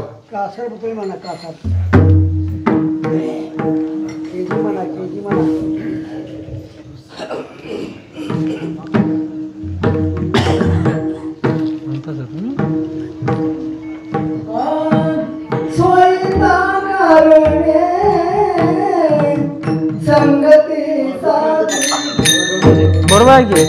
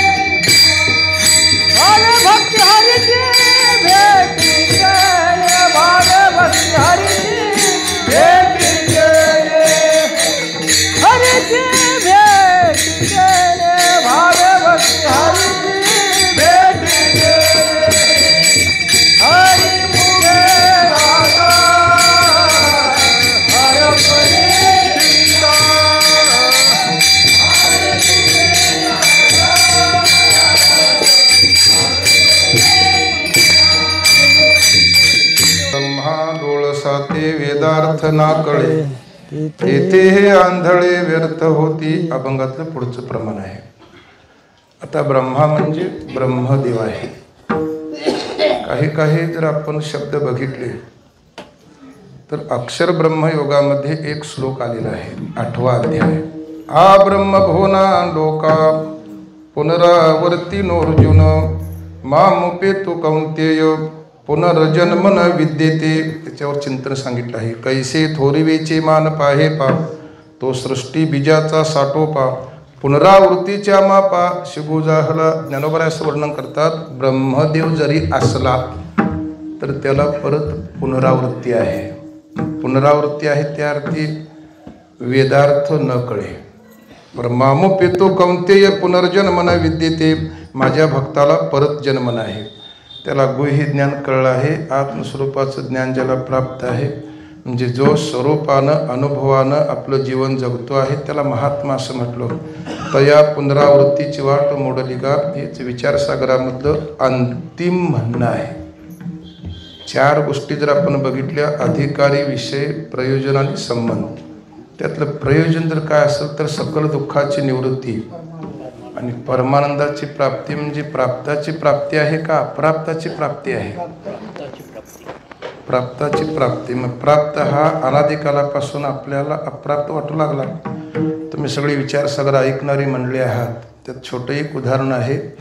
हे सुतार समाज आहे ना, हे पूर्वीचे लोक सुतार काम करताना त्यांच्याकडे एक पेन्शिल असायची, निसिस पेन्शिल. ते रेघोट्या मारायच्या, ठेवायचे कुठं? ते कामात गुंग झाल्यामुळं मध्यंतरीच्या कालामध्ये त्यांना ती पेन्शिल सापडच ना. अख्खं घर शोधलं, कुठं गेले असेल म्हणून ते कानाला हात लावल्या सापडली. म्हटलं गेले होते कुठं सांग. त्यांचं विचारसागरकर्त्यांचं म्हणणं आहे, मध्यंतरीच्या कालामध्ये त्या कामगाराला त्या पेन्सिलीचा भ्रम झाला. अनादिकालापासून तुम्हा आम्हाला सुद्धा आपल्या स्वरूपाचा म्हणजे भ्रम काढायचं कार्य एक श्री गुरु आणि संत करतात. म्हणून तद्विधी प्रणिपातीनं आमचे महाराज सांगायचे, नुसते संत उपयोगाचे नाहीत, जगातनं फिरतील मला संत म्हणा म्हणून ते नाही. ज्ञानी नाहा तत्वदर्शना. ते ज्ञानी पाहिजे, तत्वदर्शी पाहिजे. आणि आपल्याकडून सेवा कशी घडली पाहिजे? तनु मनो जीवे चरणाशी लागे. असं घडली तर मग अपेक्षित जे आपली काय अपेक्षा आहे?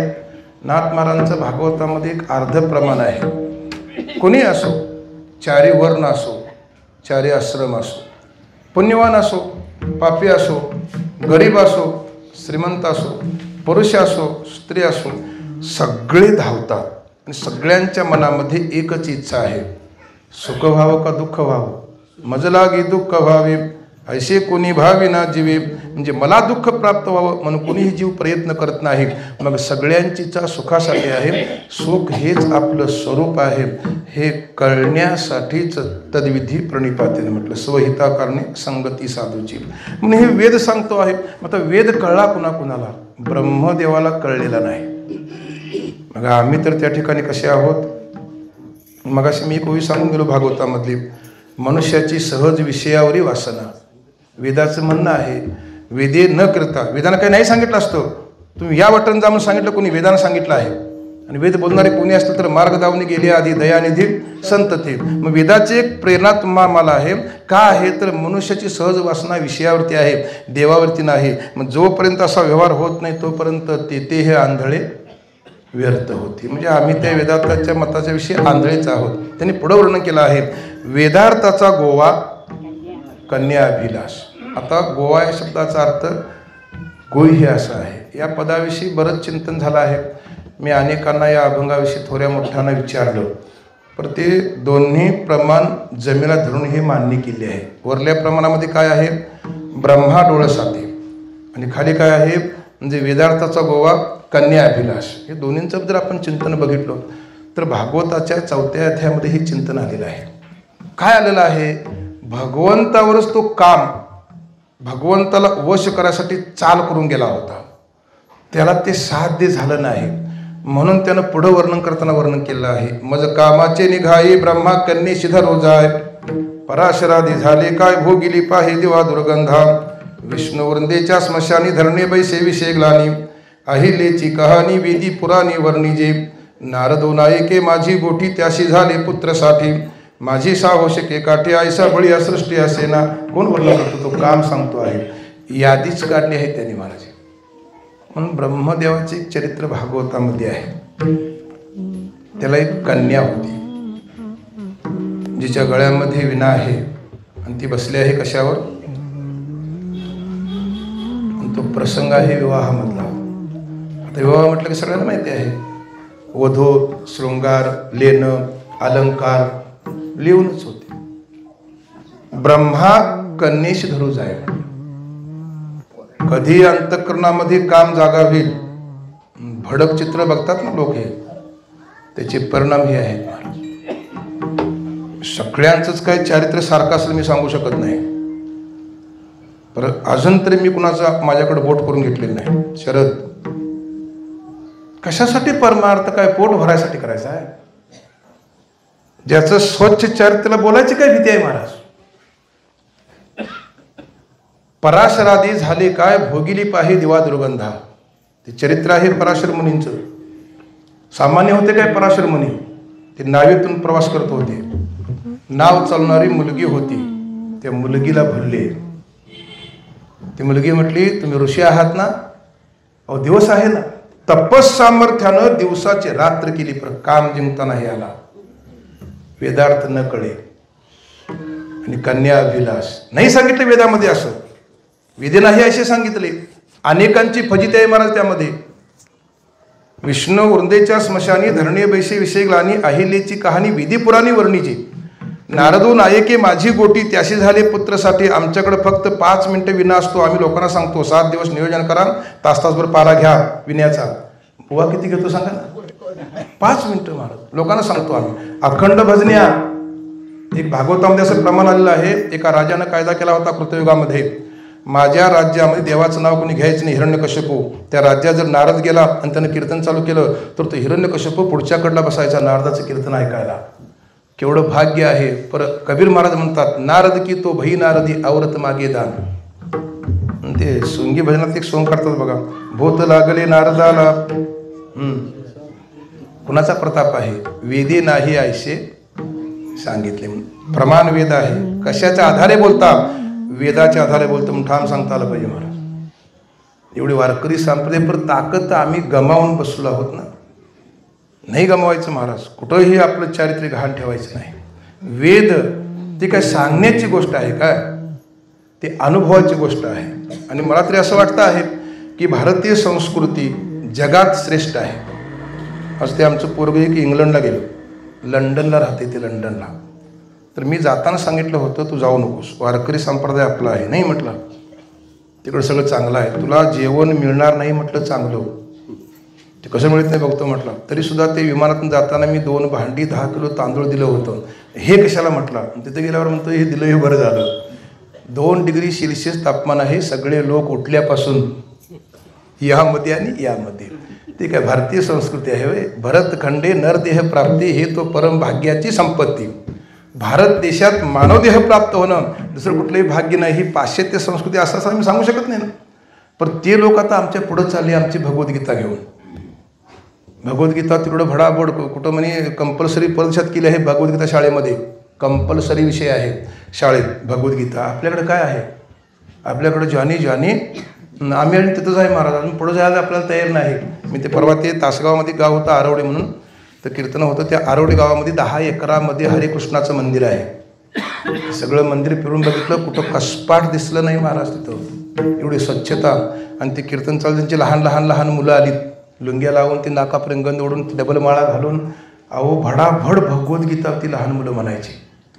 त्या पांडुरंगा आम्ही कुठं आहे? आम्हाला वाटतं आम्ही मोठं ज्ञानी. ते मुलांच्याकडे बघितल्यावर काहीच नाही असं वाटलं आपल्याला. ज्ञानोबारांचं एक प्रमाण आहे, आम्ही झालो ऐशे म्हणे काहीची नव्हे. तिथं कळतं आपल्याला ते. म्हणून कन्या अभिलाष म्हटलं त्यांनी. म्हणून वारकरी संप्रदायामध्ये वेदाचं एक मनोगत आहे की वेद हा अभिलाष सांगत नाही, पण तो एवढा प्रबळ आहे सोडत नाही महाराज. मग नारद फिरत मग थोडक्यात दृष्टीने सांगून आपण पुढे जायचं आहे. द्वारकेमध्ये गेला म्हणजे साखरे महाराज सांगतात, चालतं बोलतं वर्तमानपत्र म्हणजे नारद. इकडची बातमी इकडं आणि इकडची बातमी इकडं. आणि मनुष्य जगामध्ये एक म्हणजे श्रेष्ठ जर काय असेल तर तुम्ही डायरेक्ट सांगितलेल्यापेक्षा ऐकलेल्याचा जास्त राहा. मनुष्य हे सगळे वितंडवत होतात ना, हे ऐकून होतात, सांगून नाही महाराज. समोरासमोर कधी वितंडवत होत नाही. एकमेकाचं हे सगळं नारदांचे वंशज पुढे जाऊन सांगतात, त्यामुळे हा गोंधळ उडतो. ते गेले द्वारकेमध्ये. भगवान कृष्ण मध्ये बसले होते. 16,108 सभोवती लांबून तो बघतो आहे, याला एवढ्या आम्हाला एक नाही का, बरोबर आहे का. पण गंमत अशी आहे, देव हा सर्वज्ञ असून सर्वशक्तिमान आहे. आम्ही अल्पज्ञ असून अल्पशक्तिमान आहोत. तुमच्या आमच्या मनामध्ये अंतःकरणामध्ये काय जे चाललेलं आहे हे जाणणार जर कोण असेल, देव आहे. फक्त नुसती प्रमाण आम्ही म्हणतो, मागे पुढे उभा, आणि चोरी करताना निषेध कर्म करताना तो मागे पुढे नाही काय, तिथेही लावा ना ते प्रमाण. मागे पुढे उभा राही सांभाळीत. मग कसं कर्म करायचं सांगा. देवाला साक्षी करून आपलं कर्म असावं. ते चिंतनात अशी गंमत आहे. नारद गेले, देवाने ओळखलं. नारदा ये म्हणून तिने सांगितलं, तुझी काय इच्छा ते मला कळलंय म्हटले. आता तुला आणि कुठं शोधू म्हटले, यातलीच कोणतरी घेऊन जा. पण माझी एक अट आहे, मी ज्या ठिकाणी नसेल तिथली घेऊन जा म्हणून सांगितलं. बुद्धीमध्ये काम असल्यामुळं जवळजवळ 16,108 घरं फिरला. कुठं देव जेवत होते, कुठं देव बसले होते, कुठं देव पुराण ऐकत होते, कुठं देव निद्रा करत होते. आणि मग तो स्नानाला गेला आणि त्याला मग किती झाली, हे कशाचा प्रताप आहे. वेदी नाही ऐशी सांगितले. यात जो सापडला तो फट्ट गाढवाच्या म्हटले. वारकरी संप्रदायामध्ये फार मोठं आचरण आहे आणि आचरवान संपन्न जर कोणता असेल तर वारकरी संप्रदाय आहे. म्हणून त्यांनी वर्णन केलं आहे, ब्रह्मा डोळसा ते वेदार्थ ना कळे, ते हे आंधळे व्यर्थ होते. वेदार्थाचा गोवा कन्या अभिलाष, वेदे नाही ऐसे सांगितले. त्यांनी सत्य शेवटी सांगितलं आहे की वेदाचे हे बीज, हरी अक्षरे दोन्ही. आपल्या वारकरी संप्रदायात एक मंत्र आहे, रामकृष्ण हरी विठ्ठल केशवा. कुठं कुठं श्रीराम जय राम जय जय राम म्हणतात, कुठं कुठं विठ्ठल विठ्ठल म्हणतात, कुठं कुठं ओम नमः शिवाय म्हणतात. आमचे गुरुजी सांगायचे, कोण पुण्याकडून येतो, कोण सोलापूरकडून येतो, कोण कोल्हापूरकडून येतो, जातो कुठं पंढरपुरामध्ये, मुक्काम त्या ठिकाणी आहे. जरी सगळे जरी असले तरी वेदात जर बीज काय असेल तर एक मंत्र आहे, हरी ही अक्षर आहे. म्हणून भगवंताने हे शरीर निर्माण करताना त्यात एक इंद्रिय घातलेलं आहे, वाणी. त्यात सुद्धा पोट प्रकार आहेत. परा पश्यंती मध्यमा वैखरी एक अभंग आहे बघा, परे होनी परते घर तेथे राहो. ते आमच्या गावामध्ये म्हातारी माणसं डोंगरात गाव भजन करायची. ते एक म्हातारा म्हणायचं, हे बघा भजन करा, खरं बिंबिया देठापासून पाहिजे. मला असं काय म्हणतोय हा, तर ती परावाणी जी आहे ना, ती त्या पलीकडची आहे. त्या बिंबिया देठावर परावाणी, त्याच्या पलीकडे त्याचं घर आहे म्हटलं. म्हणजे परेपासून ते असं भजन पाहिजे. ह्या सगळ्या जरी वाणी असल्या तर जिला वैखरी वाणी म्हटली आहे, ते आपण बोलतो आहोत त्याला ती वैखरी वाणी म्हटलं. त्या वाणीचा एक विषय असावा, बोलावा, पाहावा, करावा. हां, त्या भागवतामध्ये एक चिंतन आलेलं आहे, मौन कशाला म्हणायचं. आम्ही म्हणणार जो बोलत नाही त्याला मौन म्हटलं, असं नाही सांगितलं त्यांनी. नाथ महाराज म्हणतात, जो कुणाचीही आपल्या वाणीतून निंदा करत नाही, जो आपल्या वाणीतून कोणी जो अभद्र बोलत नाही, फक्त एक देवाचं नामस्मरण करतो आहे, अखंड देवाचं नामस्मरण घेतो आहे, त्याला त्यांनी मौन म्हटलं आहे. हे चिंतन ते भागवतामधलं आहे. म्हणून आपली वाणी कुणाचीही निंदा करायची सोडत नाही. ती वाणीला एक लागलेली सवय असते. आमच्या साखरे महाराजांचं एक उदाहरण आहे. एक पट्टीचे कीर्तनकार, गायनाला तयार, वेदांत सांगाय तयार. बरं, कीर्तनला उभं राहिलं ना तर पांडुरंगा करू प्रथम नमन, नाही, पहिली सगळ्यांना शिवी हसडायची आणि कीर्तन चालू करायचं. कोण तुमचं शिवी ऐकणार हो. मग त्या बाकी श्रोत्यांनी काय केलं की त्यांच्यापेक्षा वरच्या कीर्तनकारांनी तक्रार केली, अहो अमुक महाराज वेदांत बोलतात, गायन करतात, पण लोकांना शिवी देऊन कीर्तनला उभारतात, तुम्ही त्याला ताकीद करा म्हटले. त्यांनी त्याला बोलवून घेतलं. एक 10-12 कीर्तनकार जमले, त्याला बोलवून घेतले. तुमची कीर्तन सेवा मी रोज कीर्तनला आहे म्हटलं. मग लोक म्हणले, ते कीर्तनकार तुम्ही लोकांना शिव्या कसं काय देता. त्यांना सगळ्या बोवांना पहिली शिवी दिली आणि बोलायला सुरुवात केली. ते म्हटले, बाबा तू जा इथून, तुझं काय आम्ही शिवा कायसाठी आलो नाही. सांगून झालं माझं. त्याच्या वाणीला लागलेली ती काय होती, सवय. जसं तुकोबारायांच्या वाणीला एक सवय होती, माझी माझा झाली अनावर वाजा.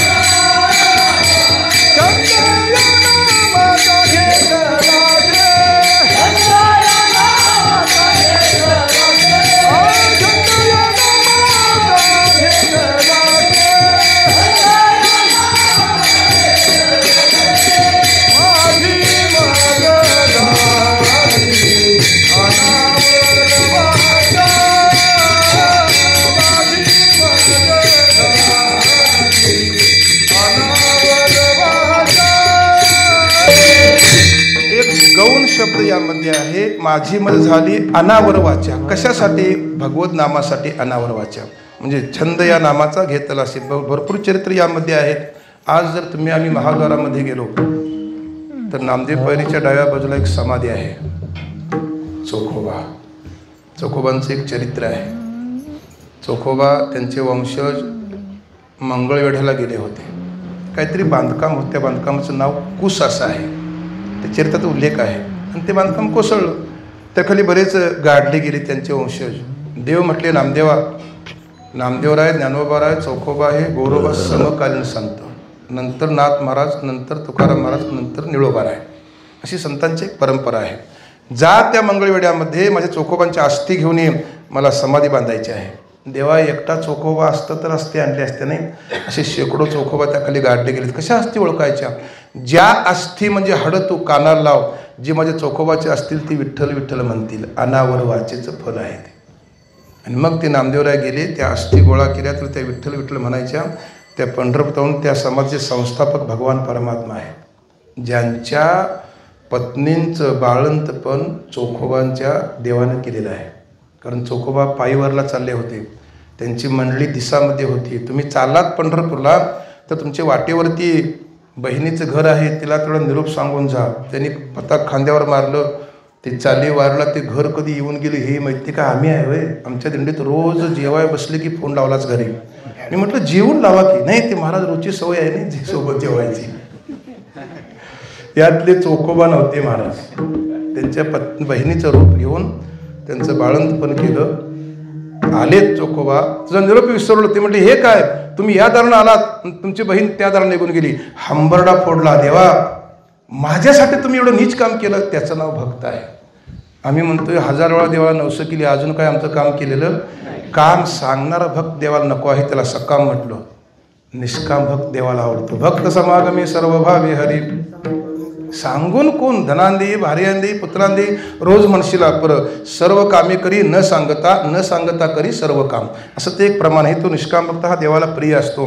म्हणून इथं त्यांनी एक वेदाचं बीज जर काय असेल तर नामस्मरण सांगितलं आहे. आणि सगळ्या साधनामध्ये नामस्मरण हे एक सोपं साधन आहे. याला काहीही बंधन नाही. म्हणजे कोणीही असो, तो म्हणजे पामर असो, विषयी असो, जिज्ञासू असो, मुक्त असो, गरीब असो, श्रीमंत असो, ब्रह्मचारी असो, गृहस्थी असो, पुण्यवान असो, पापी असो. आपल्या वारकरी संप्रदायामध्ये 2 अभंग आहेत बघा.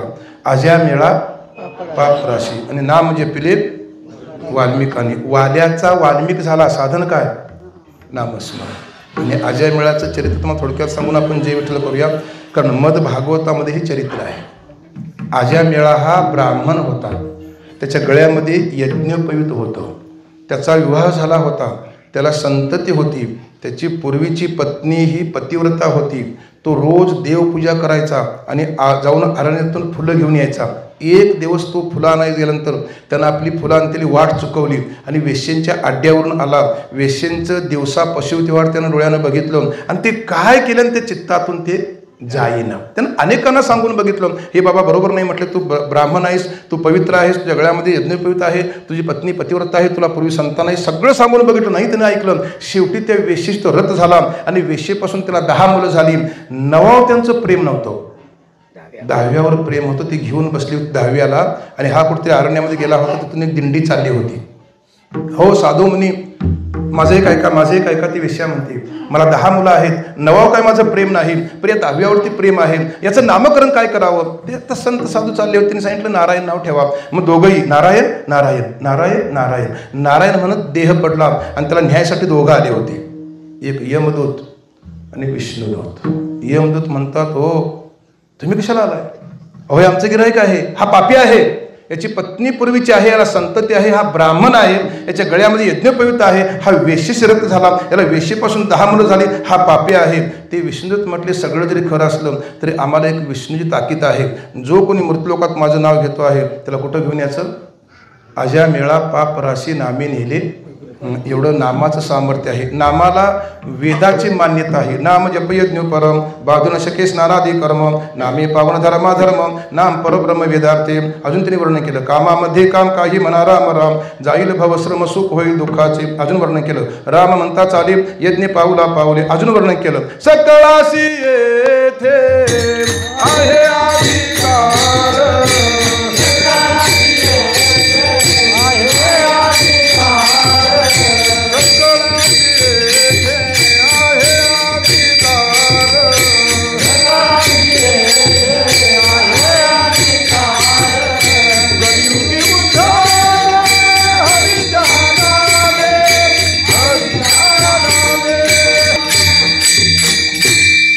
सकृळाशी हा शब्द जरी व्यापक असला तरी भागत्याग लक्षण आमचे गुरुजी सांगायचे.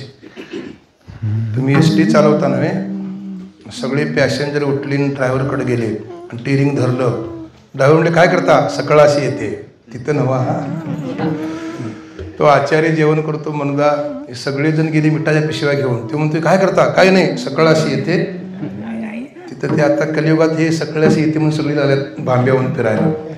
तर नाही महाराज, नामस्मरणासाठी सगळ्यांना एक सोपं साधन आहे. त्याला काळाचं वेळेचं कशाचंही बंधन घातलेलं नाही. नामस्मरणाचं एक फल आहे, याच्यावर बराच चिंतन आहे. मुखी नाम हाती मोक्ष ऐशी साक्ष बहुतांची. मग हे ज्ञानानं मोक्ष का म्हणजे नामानं मोक्ष, हे ते पळवाटात येतले आहेत. परवास भागवतामध्ये आमचं चिंतन आलं होतं की अज्ञान निवृत्त होतं कशानं, ज्ञानानं. भक्तीची गरज काय सांगा ना, ज्ञानानं अज्ञान निवृत्त होतं. पर ज्ञानानं जरी अज्ञान निवृत्त असलं तरी भक्ती पाहिजे ना महाराज. पहिल्यांदा भक्ती पाहिजे, पुढे भक्तीने धरले आणि मग ज्ञान वैराग्य धर्म मागे ते असं चिंतन सांगितलं आहे. म्हणजे नाथाने जास्त भागवतामध्ये सगुणाची उपासना वर्णन केले आहे. सगुणी भजता निर्गुणी पावले विकल्प धरता जेव्हा जडे, असं एक प्रमाण त्यांच्या अभंगामध्ये आहे. आणि अजून त्यांचं वर्णन केलं आहे, प्रेम सुख दी प्रेम सुख दी प्रेमाविन नाही समाधान. म्हणजे पुढचं प्रमाण काय आहे,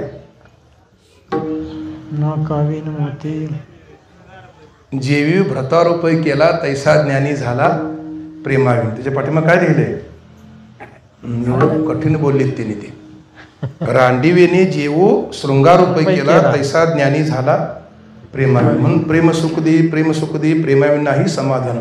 भक्ती प्रेमाविन ज्ञान नको देवा, असं तो नाथांचा एक अभंग आहे. हे चिंतन आहे. म्हणून नामस्मरण गरजेचं आहे. नामस्मरणाचं फल मिळतं. जर आपण पाणी बघितलं आणि पाण्यात जर काठी मारली आणि आपलं त्यात प्रतिबिंब बघितलं तर ते पाणी हल्ल्यावर प्रतिबिंब दिसत नाही ना. तसं अंतःकरण जर स्थिर व्हायचं असेल तर अखंड नामस्मरण, स्थिर अंतःकरणामध्ये ईश्वराचं प्रतिबिंब उमटतं. याला ईश्वर कृपा म्हटलं. मग तुमच्या सगळ्या पुढे गुरुकृपा, शास्त्रकृपा, कोण अगोदर अंतःकृपा म्हणतो, कोण नंतर अंतःकृपा म्हणतो. त्या अभंगावरचे त्या पळवाटा आहेत. शास्त्रामधल्या वक्त्याला स्वातंत्र्य असतं म्हणजे चिंतन मांडायचं. तात्पर्यातलं असं आहे, त्यांचं असं म्हणणं आहे, वेदाचं जर बीज काय असेल तर देवाचं नाम आहे. वेदाचे हे बीज हरी अक्षरी दोन्ही, एका जनार्दनी हरी बोला. मग कधी बोला, बोलावा हा विठ्ठल, पहावा विठ्ठल, करावा विठ्ठल, जीवे भावे. तुम्ही ते नाथांचा अभंग आहेत बघा, हरी बोला ना तरी अबोला, व्यर्थ गलबला करू नका, देता घेता हसता खेळता आणि अंती जया मती साच पुढला गती, देह त्यागा अंती. तसं जर घडलं तर त्याला परत पुनरावृत्ती नाही, ज्ञानोबारांचं म्हणणं आहे. परत अंतिम सम येईल हे सांगता येत नाही. एक 2 मिनिटाचं चरित्र आहे. आपल्या भारत देशाला नाव पडलं आहे ना, भारत. तो एक राजापुरी होऊन गेला. वृषभपुत्र म्हणून त्याला 100 पुत्र होते. त्यातला एक जडभरत राजा, तो सार्वभौम राजा होता. नुसता राजा वेगळा आणि सार्वभौम वेगळा. राजांचा राजा सार्वभौम राजा म्हटलं. आणि वानप्रस्थ आश्रमामध्ये आला. आश्रम कळतात ना, ब्रह्मचर्य आश्रम, गृहस्थ आश्रम, वानप्रस्थ आश्रम. ब्रह्मचर्य आश्रमामध्ये विद्याभ्यास, गृहस्थ आश्रमामध्ये एकूण 4 देव सांगितले, आचार्य, अतिथी, मातृ, पितृ, त्याला काही वय सांगितलं. आणि मग वानप्रस्थ आश्रमामध्ये सगळं त्यांना राज्य मुलांना ताब्यात दिलं आणि आपण अरण्यात गेला, एक झोपडी बांधली आणि तर देवाचं ध्यान करू लागला. एक दिवस तो आंघोळला गेला गंगेला आणि त्याच्या वरच्या बाजूला एक गाभीन हरिण पाणी पित होतं. अरण्य असल्यामुळं वाघान रकाळी फोडली, ती हरिण भेदरली, ती पाण्यातून वाहत गेली आणि पाठीमाग गर्भ सोडला. तेवढंच त्या राजाने ते हरणाचं पिलं धुतलं, कुरवाळलं आणि आपल्या झोपडीवर आणलं. रोज विचार करायचा, हे देवा, या अरण्यामध्ये आम्ही दोघंच आहोत. कोण कोण, मी आणि माझं. कुणाचं हरण? सगळी सोडली महाराज, राज्य सोडलं, पत्नी सोडली, मुलं सोडली. लळा कोणाचा लागला? हरणाचा. देवा, मी वृद्ध आहे, माझा हरण तरुण आहे, देह पडायची वेळ आली, माझ्या हरणाचं कसं होईल? देह पडला, जा हरणी गर्भाला सांगितलं. जडभरत राजा हरणी जन्मा गेला, घाला तो घातला वासनेने. म्हणून देह त्यागा आणि ते आलं तर भाग्यवान आहे, नाही आलं तर सारखं सारखं घ्यायचं. गोविंद गोविंद म्हणा लागल या छंद, मग गोविंद ते काया भेद नाही देवात, असं का म्हटलं असेल त्याने. तर हेच एक वेदाचं बीज आहे. आणि वेद हा आपल्या आम्हाला एक प्रमाण आहे, तो सिद्धांत आहे. आणि वेदाच्या आधारावर आपल्या जीवनाची एक वाटचाल चाललेली आहे. म्हणून नाथांच्या हरिपाठाचं एक ध्रुवपद आहे, हरिमुखी गाता. तुम्ही मुखानं अखंड घ्या, फल काय मिळेल? हरपली चिंता. आणि असं घडलं तर तया नाही मागुता जन्म घेणे ज्ञानेश्वर.